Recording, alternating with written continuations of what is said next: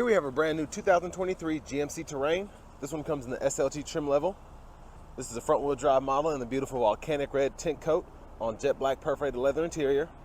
Our powertrain consists of a 1.5 liter turbocharged 4-cylinder mated to a 9-speed automatic transmission. By coming around to the front end here, we do get our LED daytime running lights along with our LED headlamps, and we have LED fog lights as well. The lights don't flash like that, that's just how my camera picks it up. But really love the headlights. Ever since they refreshed these, I've really just loved the look of them. And then down here we have 18-inch aluminum wheels. We get passive keyless entry on all 4 doors. Memory seat functions here, power door locks. We get automatic, or power windows, excuse me, and then one-touch automatic up and down for the driver's side. Rear window lock there, power mirror controls here. Then here we have our power lift gate controls. I like that we have the little pocket here if you want to put change or small objects, and then bottle holder there. Bose sound system too. Headlamp controls with fog light controls, and then we have an electronic parking brake. You just push it to engage and hit the brake, press it again to disengage. And there's our 8-way power driver seat with power lumbar support. Before we get to the back seat, let's just go ahead and take a quick look at this window sticker. So tons of standard features, including safety, that come on here. And then I do like that we have the infotainment package too on this one with the Bose system. And we also have the option of the sunroof and this paint color as well. It brings it to $38,615. But let's go ahead and hop in the back seat here and check out that leg room. Have the seat in front adjusted for someone of my size, and then sitting back here, decent leg room for a vehicle this size. My knees are just in the seat a little bit, but where the middle part is kind of caved in, it's not uncomfortable at all. And then if I want to just have my legs spread out like this, it's not uncomfortable either. Now we wear out on this padding, but the padding actually feels really nice against the side of my knee there. Then we have our rear AC vents here, 2 USB-A chargers, and then a 120 volt 3-prong household plug-in way down there. And here's our center seat, folds down, cup holders. I like that we have the premium dome lights, grab bars here, and then we can hang our 2-3 shirts here on this little hook. Let's make our way to the back.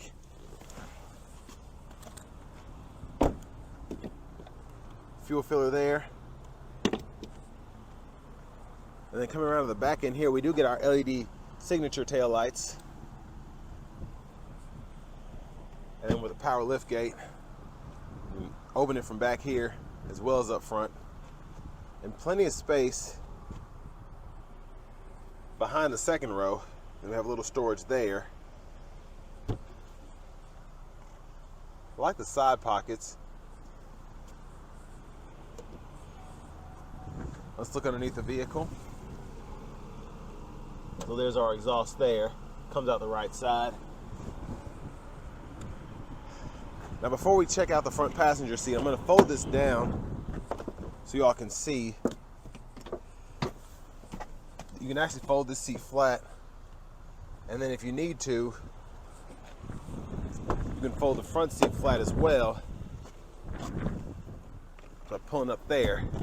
Now I do wish that they would make this kind of, if there was a way to make it power so the seat back could actually be used if I have a front passenger that has trouble adjusting it, but it's all right. And it's really hard to put that back up with one hand. I'm gonna try it. There we go. But you do get power lumbar here, and then you have the 4-way seat bottom, so still not bad. And a little pocket here if your passenger wants to put their phone. Glove compartment there with owner's manuals. Coming this wind has not been blowing all day, now it's going crazy, but I like that we have the side pocket here for additional storage. If you have a handbag for your passenger or something like that, they can put it in there.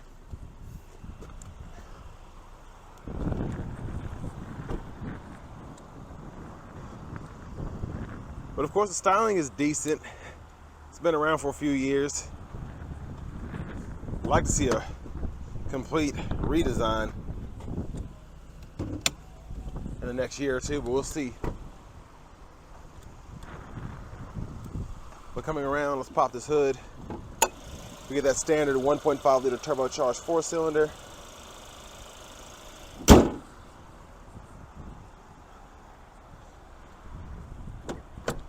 let's get in the driver's seat here. Nice heated leather wrap steering wheel. Big plus. Now to the radio, we do get AM, FM, XM along with Bluetooth audio, and then we also have wireless Apple CarPlay, Android Auto compatibility. And to make sure it was wireless, I actually had to check with my own phone, because it's not necessarily clear depending on what radio you get, blah, blah, blah. So, like I said, wireless Apple CarPlay. Navigation here. You can type in keywords, addresses, use voice recognition, and then we have actual shortcuts. So if you want to find the nearest gas station, you can do that based on brand, which is nice. And then it actually shows you the prices. So I really like that. And then settings are here. You can control your Wi-Fi hotspot, set up your connections for your phones. So tons of settings. I like how they have it sorted out here. It's not like you have to go into several sub menus like team driver there, seating position there. Everything's where it's supposed to be. And then you can download apps as well. And let's go ahead and show the backup camera before I forget. So nice backup camera there with HD guidelines. Follow you as you turn the steering wheel. And down here we have our auto stopping and toggle hazards there. And then we have actual buttons and knobs. And I like that you can use this scroll bar to go through your screen. Then you can actually use that check to click on whatever. Then you have a back button to use too. So if you don't like touchscreens, it's pretty easy to use the buttons and knobs there. Then we do get dual zone automatic climate controls. We can sync and then adjust the temperature. Auto mode. Now I do wish that there was a way, some manufacturers have it where you can turn the auto mode off with the touch of a button, or turn the sync off with the touch of a button, instead of having to adjust either the fan speed or the temperature there. But you can choose your directions here, which I like, that you have certain buttons for everything. And then for the shifter here, we have push buttons, so park, reverse, neutral, drive. Then we have a low gear you can manually shift there, and it'll show you what gear you're in. The bottom right of that digital part of the gauge cluster. And the SD card reader down there is for your navigation. You have a USB-C, USB-A input for the wired CarPlay or Android Auto if you want to use it. Then an aux input there, 12 volt. And I like that we still get an aux input here just in case you ever need it. Cup holders here. We get 3-stage heated seats, so you can either do the seat back or the seat back and the seat bottom, either side there. And you have your hill descent control there. Your lane departure, lane keep assist, you can toggle that. And then you have your snow and ice mode here, and then just your regular tour drive mode there. And then for the center console cubby space, I like that you have a pretty good pocket size, but then also 2 USB-A inputs, and then a removable tray that you can take out if you need to. And then we have our universal garage door transmitter there, a sunglass holder, and then we can actually use our one-touch power sunroof. You have a power sunshade as well to go with that, and you have to hit it twice to open it all the way up, which I like that it goes all the way back like that. And you can one-touch close it. OnStar is here. There's a view of the back from up here. And then going back to the steering wheel, we have our cruise controls here. Forward collision alert, gap adjust there, and then voice recognition with a mute button here, and then these 4 arrows you can use to go through your gauge cluster, depending on what info you want to have up. And then behind the steering wheel on the left side, you can go through your track list or radio station presets, depending on what source you're on. And then behind on the right side, volume controls up and down there. And then you can toggle your auto high beams here. And then you have your windshield wiper controls on the right side. So one time intermittent, you can adjust that there. And then you have low, high, and then rear wiper there. And pull back for rear wiper fluid, push up for front wiper fluid. Push button start. Finally, here's our key fob with remote start. So next, let's go ahead and take this 2023 GMC Terrain SLT out on the road for a quick test drive. So I've said this about the 1.5 liter turbo and the Equinoxes. The engine itself it's adequate, but it just doesn't give me that same feel that I'm craving in, let's say, the 2 liter turbo that used to be offered. And I just really miss having that kind of power with this size of a vehicle. Now the 1.5 liter in the Malibus are good in my opinion, especially with the older 6-speed automatics. The CVT, it's okay, it just doesn't feel, it's not as fun to drive, let me put it that way. I don't get that same fun blow-off valve sound as often because I'm not able to hit those revs, I guess, going through traditional transmission gears. Like I just heard the blow-off valve there in this Terrain. But really like how easy it is to drive, how easy it is to see out of, and then I also like having the standard lane keep assist, having the forward collision alert, and just having a really, really easy vehicle to drive.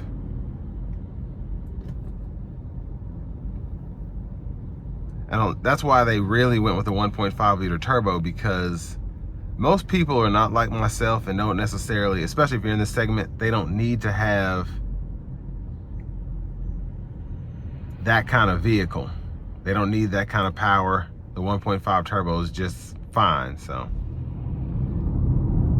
And I like the ride of the Terrains. It's not necessarily plush, but it's a lot, the ride is really good for the kind of vehicle that this is.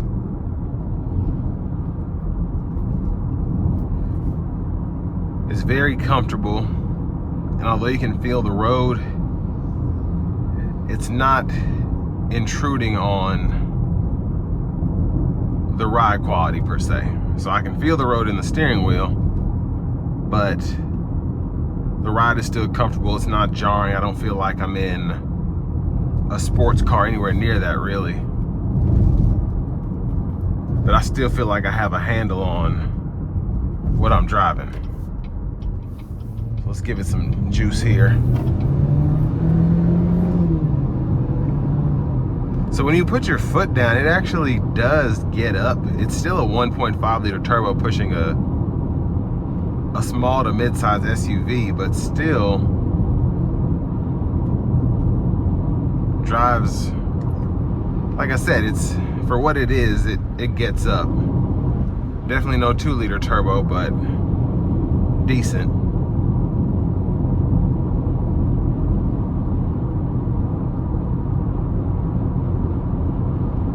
Now the interstate is backed up where I am now extremely, so I won't be able to test out how it does on the highway, but after driving others with the same wheels, like in an SLE Denali, still, same thing about the ride, it's good. Now I will say I've driven all-wheel drive Terrains for the 23s. I've done the Denali as well as the AT4, and in front wheel drive it just feels like you're being pulled more by the turbo, and it's probably just because you're getting all of your power to the front wheels, so you kind of have that different feel. But they accelerate, they feel the same in terms of acceleration.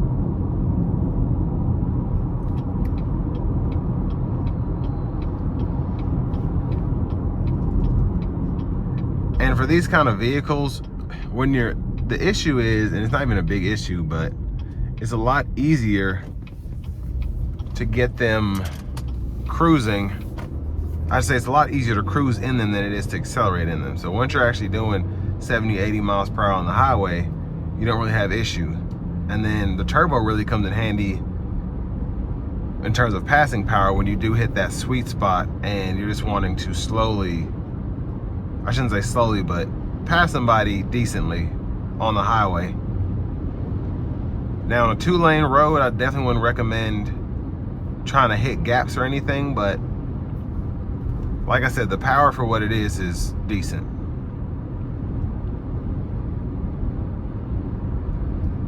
But I tell you what would be fun, I would love to see the powertrain they have in the CT4, I think the V series, not the Blackwing, but they have like the 2.7 liter turbo.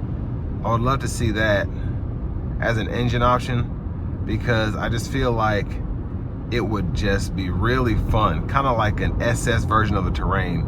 If they had one of those and all-wheel drive, it would scoot definitely.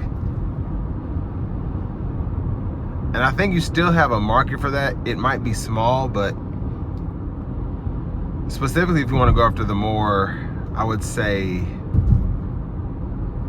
the more expensive buyer do something like that to a Terrain, and you'd have a niche market that really the only people that would be able to compete would be Audi and BMW, just with their S series or their RS series and the SUVs. But that would be cool. And then put maybe you could keep the 9-speed in it, but if you could put the 10-speed in it, that'd be crazy. But as we come to the end of this review, direct competitor is going to be the CR-V. It's going to be the RAV4. Of course, the Equinox from Chevy, the Escape from Ford. And really,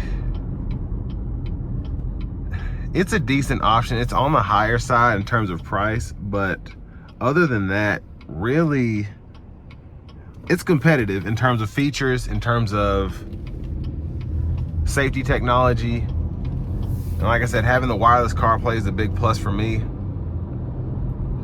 Just wish they put a bigger engine in it, but like I said, for most people in this segment, that's not going to be a big issue. And this will bring me to the end of my review of the new 2023 GMC Terrain SLT.